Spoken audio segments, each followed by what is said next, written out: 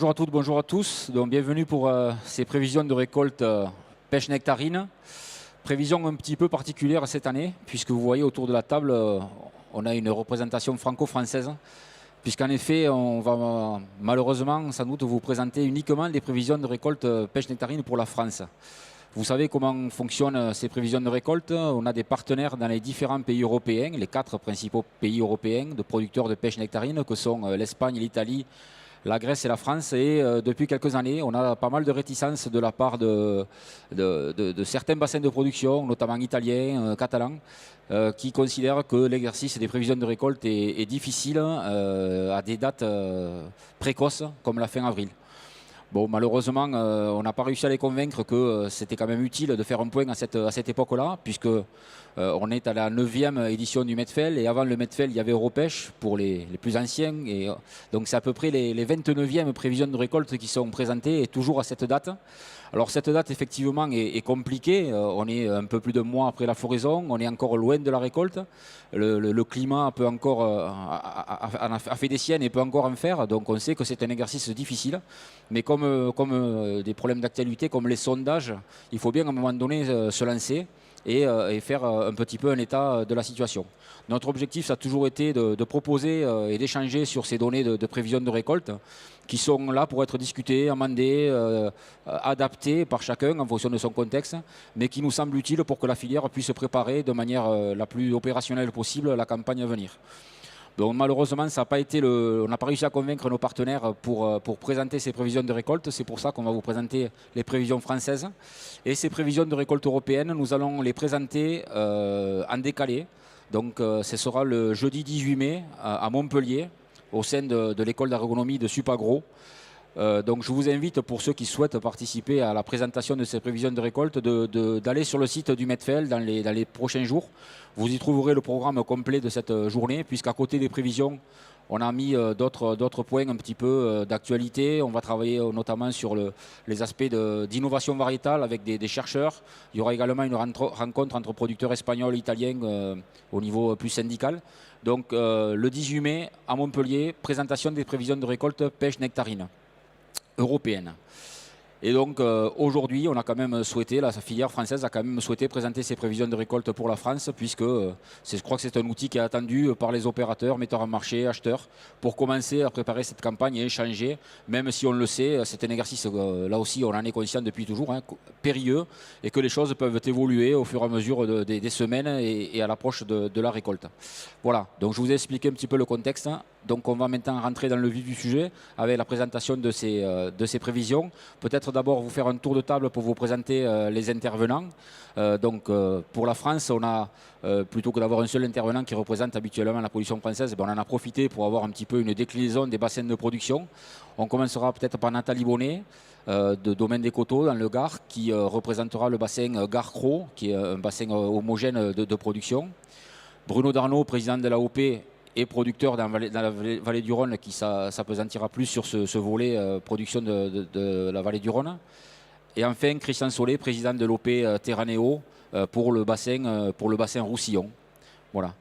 Donc on va commencer le diaporama. Alors on ne va pas faire des prévisions européennes, mais quand même pour que tout le monde ait un petit peu le contexte dans l'œil, pour ceux peut-être qui sont un peu moins habitués. Vous présenter un peu les forces en présence des différents pays pour montrer que quand on cumule pêche nectarine et pêche pavie, donc pêche pavie qui sont destinées à l'industrie, mais également au marché du frais sur certains marchés particuliers comme l'Espagne par exemple.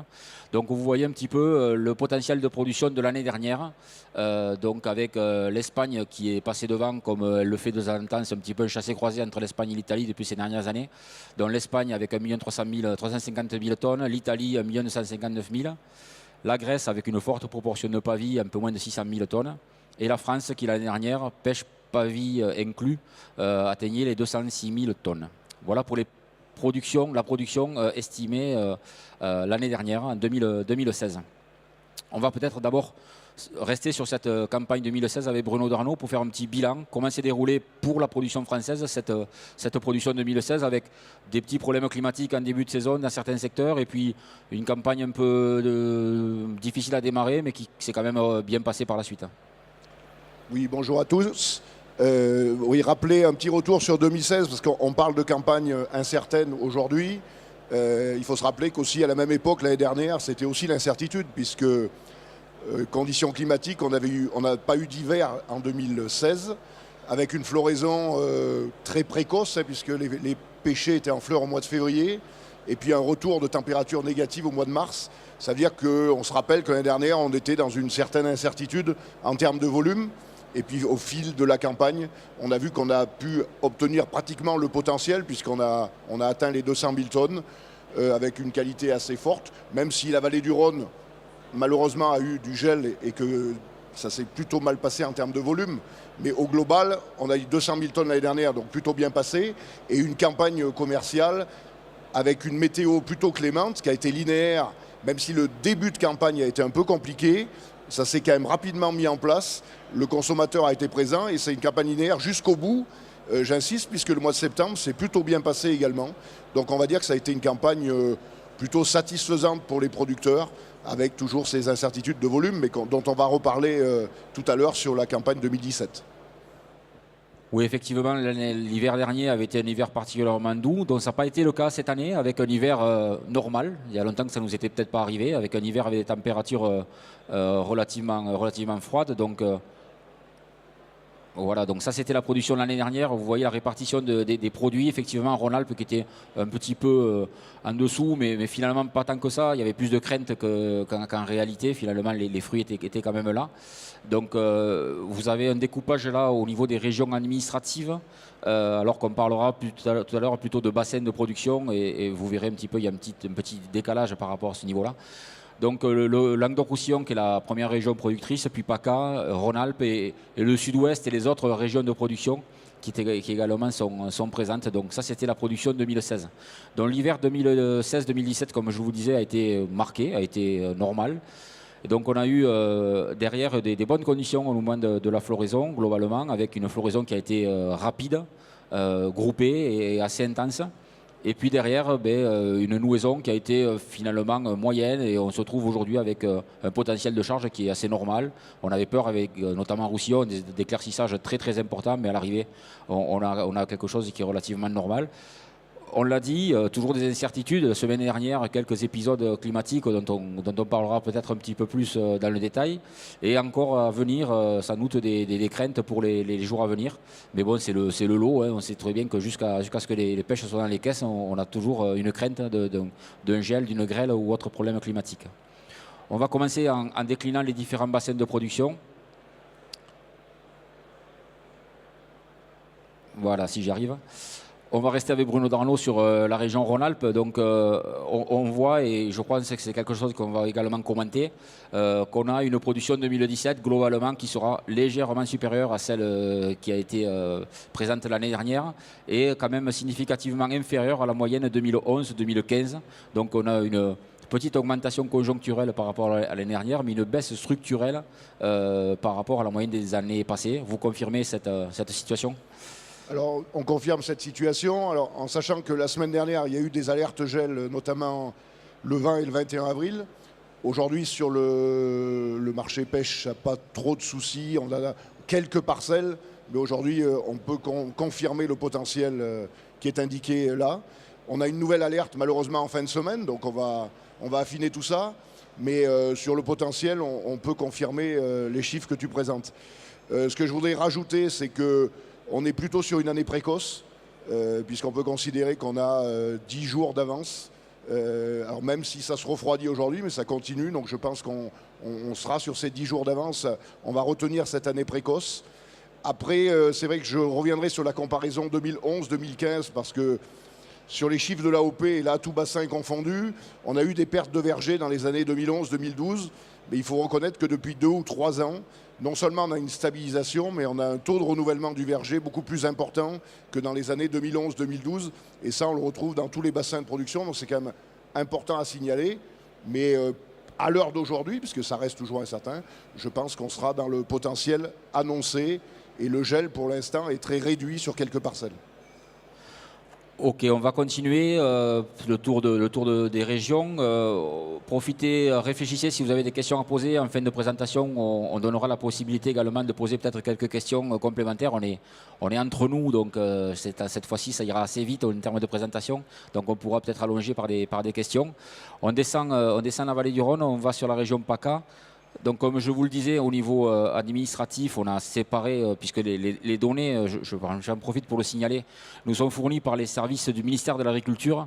Et donc, le service du ministère de l'Agriculture travaille au niveau des bassins régions administratives. Donc, on ne présente pas qu'à, même si au niveau technique, on va dire, on a une proximité du bassin de l'Accro et du bassin gardois qui font qu'on est dans les mêmes conditions pédoclimatiques. Donc là aussi, même présentation un petit peu moins marquée peut-être parce que moins impactée l'année dernière par des problèmes climatiques. Une prévision qui est légèrement supérieure à celle de l'année passée et un petit peu plus basse que celle de la moyenne 2011-2015. Donc je vais laisser la parole peut-être à Nathalie Bonnet sur ce secteur, même si effectivement le Gard n'est pas dans ces chiffres, mais c'est un petit peu la même tendance. Comment se présente cette campagne sur le bassin Gard-Cros ?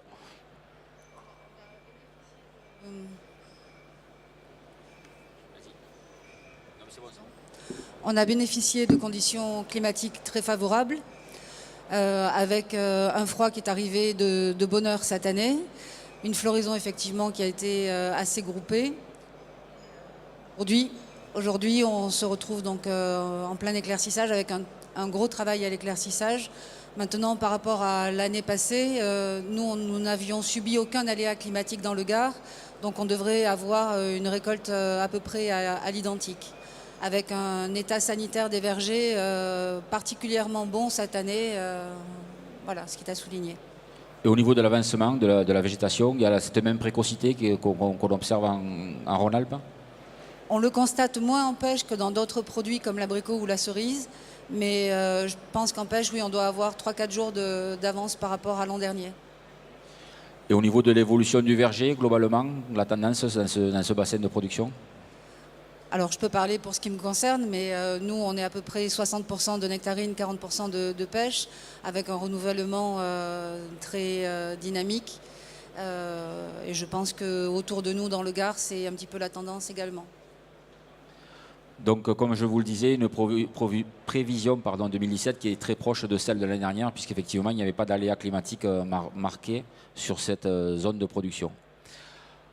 On passe au Languedoc-Roussillon avec, vous voyez en jaune, j'ai oublié de vous préciser ça, c'est qu'en bleu ciel, vous avez les pêches, en violet, les nectarines et en jaune, les pavis. Et autre chose que j'ai oublié de vous signaler, c'est que vous pourrez récupérer toutes les données chiffrées après la présentation avec ce petit document que vous pourrez récupérer auprès de l'accueil. Et on ne le distribue pas avant parce que sinon vous êtes distrait, vous n'écoutez pas ce que je raconte. Donc comme ça, vous le récupérerez à la fin. Il n'y a que les journalistes qui m'ont contraint à le leur donner, ou sinon ils font des mauvais papiers sur moi. Donc je leur cède. Donc Languedoc-Roussillon avec cette évolution un petit peu, même condition, hein, légèrement supérieure à celle de l'année dernière, mais l'année dernière également pas d'accident climatique particulier. Ces derniers jours, quelques petits problèmes climatiques, Christian Solé va en parler, et également une production qui est en baisse par rapport à la moyenne des années passées. Et là aussi un problème particulier au Roussillon avec le problème Charca dont on va parler. Christian, comment se présente cette saison 2017 ? Avec un hiver normal, avec les heures de froid atteintes, une floraison qui a été s'est passée dans de bonnes conditions, une production qui serait dans la normalité aussi. Avec un éclaircissage, on passait un éclaircissage important, on est dans un éclaircissage qui est correct, avec des heures qui seront correctes. Et il y a eu quelques périodes de froid. C'est surtout la zone du Conflent qui a été un peu plus touchée. Il y a des parcelles qui sont gelées à 100%. Voilà. Donc il y a aussi une dizaine de jours d'avance aussi au niveau de la précocité. Une pression Charca qui continue à faire des dégâts dans le secteur du département, et qui est aujourd'hui un peu inquiétante, hein, parce que même avec la prospection rigoureuse qu'on met en place, on ne réussit pas à baisser cette pression-là. Effectivement, ce problème Charca qui, depuis ces dernières années, fait baisser le potentiel de production du département des Pyrénées-Orientales. Et donc, effectivement, même si dans les zones un peu périphériques, la Charca est moins présente et on a même un développement des surfaces chez certains producteurs, mais dans la zone traditionnelle, ça reste très difficile, d'où l'apparition de diversification, abricots et autres espèces fruits à pépins, ou même artichauts, qui permettent aux producteurs de compenser la perte qu'ils ont actuellement au niveau pêche nectarine, d'où l'explication de la baisse du potentiel de production en Languedoc-Roussillon, où le Roussillon était majoritaire. Effectivement, également aussi la semaine dernière, des dégâts de gel, mais limité principalement à la zone du Conflent, qui est une zone qui avait déjà fortement baissé, qui était forcément diversifiée. Alors comme d'habitude, le gel, ça fait du mal aux exploitations qui sont touchées, mais au global, sur le potentiel de pollution globale du département, ça aura quand même assez peu d'impact. Donc les chiffres, si on les voit, vous voyez un petit peu la prévision qui est même très légèrement supérieure à celle de l'année passée, et une certaine stabilité par rapport à cette évolution. Donc automatiquement, puisque les trois régions ont un petit peu la même courbe d'évolution, mais on retrouve exactement la même chose au niveau français, avec une petite augmentation par rapport à l'année dernière, puisqu'on devrait atteindre en pêche nectarine seulement presque 210 000 tonnes de production, plus les 5-6 000 tonnes de pavis, et un petit peu plus que l'année passée, et, plus 4% par rapport à l'année passée, et moins 15% par rapport à la moyenne 2011-2015, donc au niveau des pêches et des nectarines. Puisqu'on a un petit peu de temps pour s'apesantir, peut-être parler avec Bruno Darnaud de la préparation de campagne, un petit peu les travaux qui ont déjà été menés par l'AOP, puisqu'on a eu une campagne 2015 qui a été correcte, une campagne 2016 qui a été satisfaisante.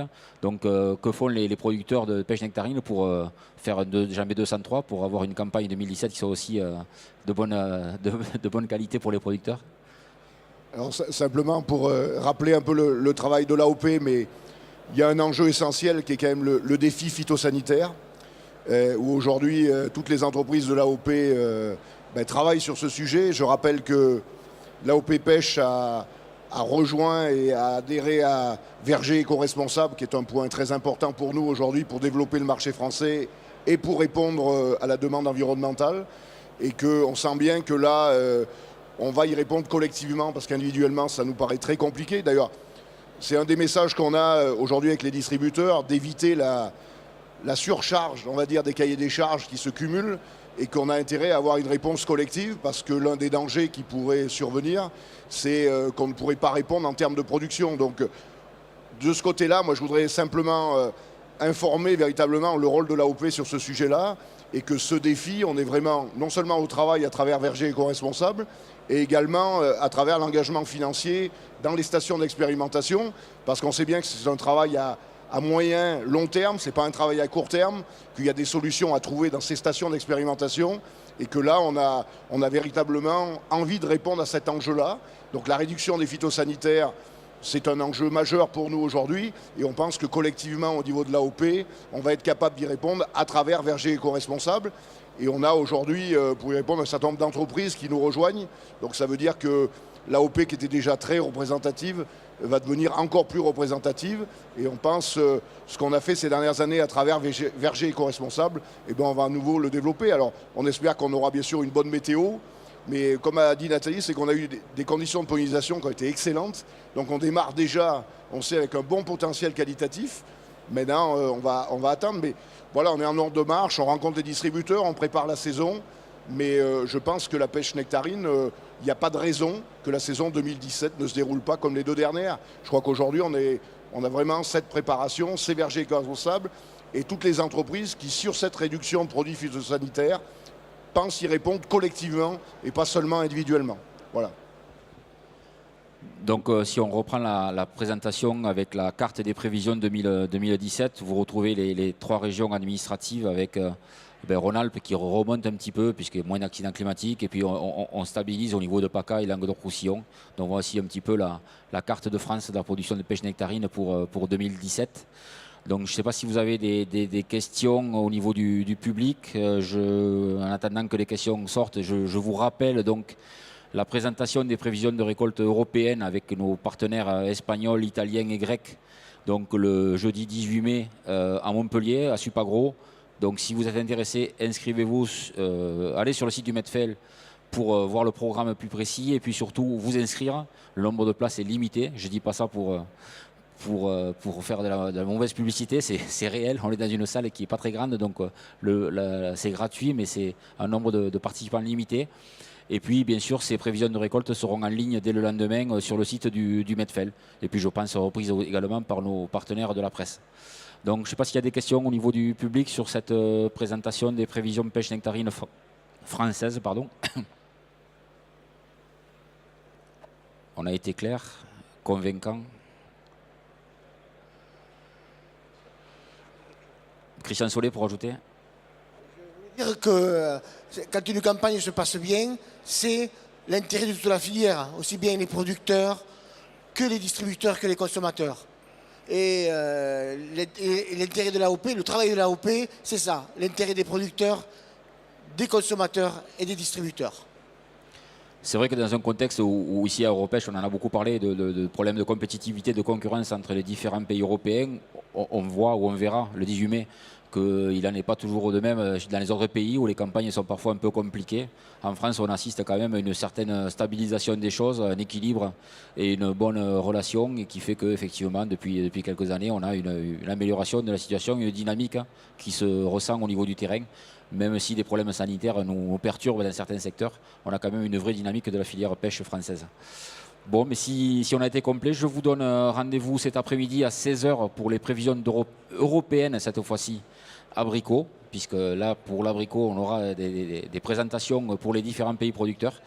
Et je vous remercie et je vous invite à récupérer les données chiffrées dans le petit document auprès de l'accueil à cet après-midi, 16h. Au revoir.